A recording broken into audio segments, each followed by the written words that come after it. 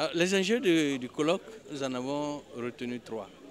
Le premier enjeu, c'est l'enjeu du changement. Le deuxième enjeu, c'est l'enjeu institutionnel. Et le troisième enjeu, c'est l'enjeu international.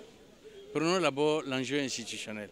Parce qu'il y a déjà d'autres structures qui travaillent pour le président Zadi. Nous venons comme un institut de recherche d'appui.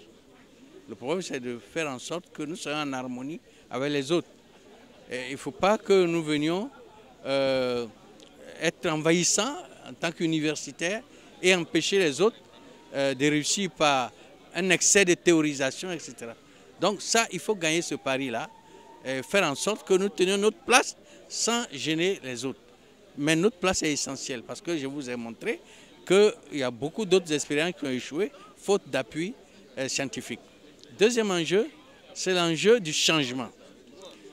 Quoi qu'on fasse aujourd'hui, après 50 ans d'indépendance, le problème du changement demeure. Parce qu'on a vu avec les événements qu'il y a des choses qu'on croyait du passé qui couvaient là, qui pouvaient réapparaître à tout moment. Voilà. Donc il faut changer véritablement. Mais comment changer véritablement? Il faut trouver le moyen d'y aller.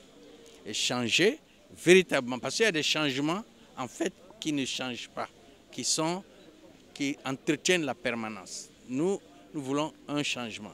Ça, c'est le deuxième enjeu. Enfin, le troisième enjeu, c'est l'enjeu international. Zadi vient de trouver là un chemin pour arriver au développement véritable des communautés. Ils vous l'ont dit eux-mêmes. Donc, il faut travailler, exporter.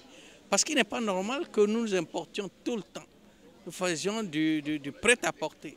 Et il nous faut vendre aussi, entre guillemets, nos idées à l'extérieur.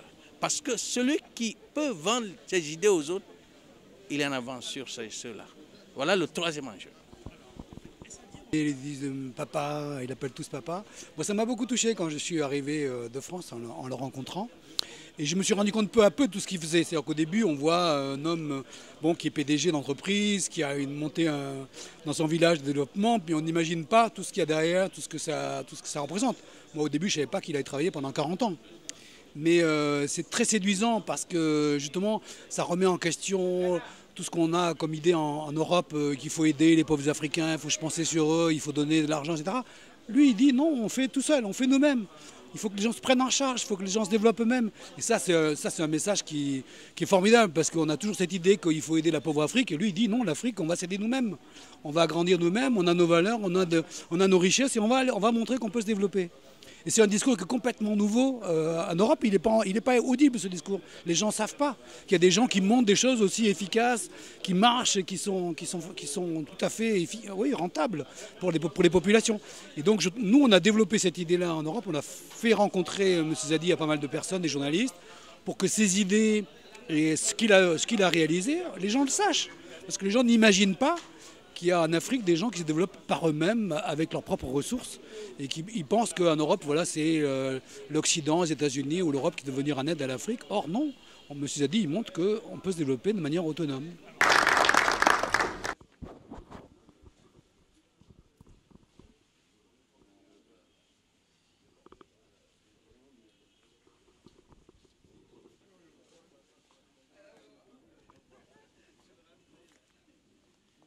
Écoutez, le président